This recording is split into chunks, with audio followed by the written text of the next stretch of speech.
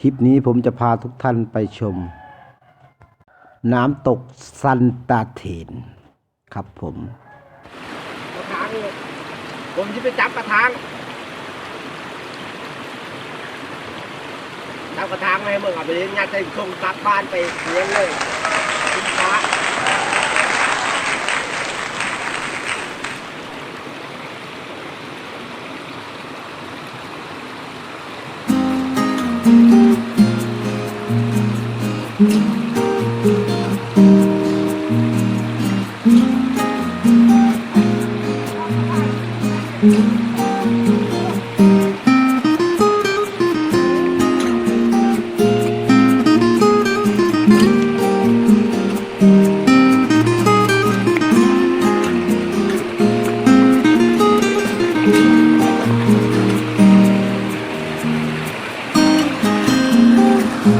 เห็นบ่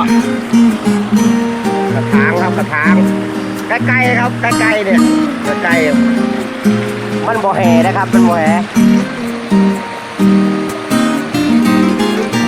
เอาถือ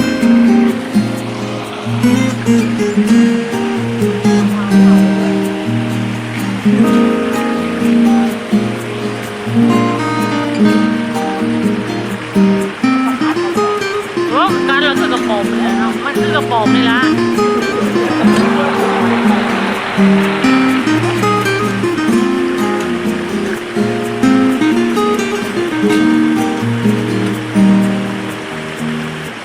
น้ำไม่ทันหน้าไปคุยเลย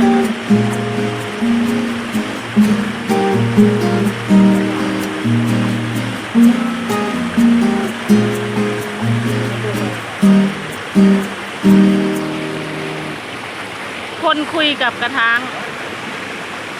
คนคุยกับกระถางคุยกันดูเรื่องเนาะ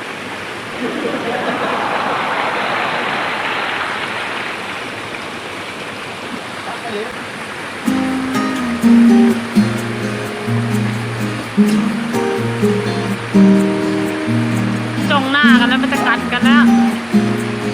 จ้องหน้ากันแล้วจะกัดกันแล้ว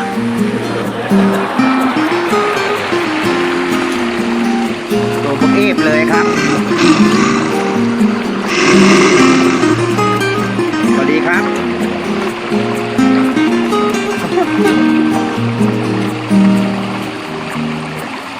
เป็นธรรมชาติที่แจ่มมากเลย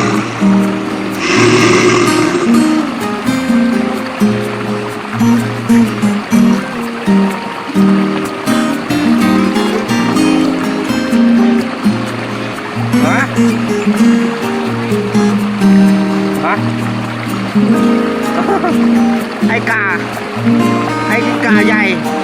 กูจะถูกหวยไหมวันนี้ดูหางมันยาวๆครับอันนี้ตัวเล็กนะครับลูกมันครับลูกกินกาครับไม่ใช่ลูกมันครับลูกกระถางบ้านผมเรียกว่ากระถางฮะไปมันก็กัด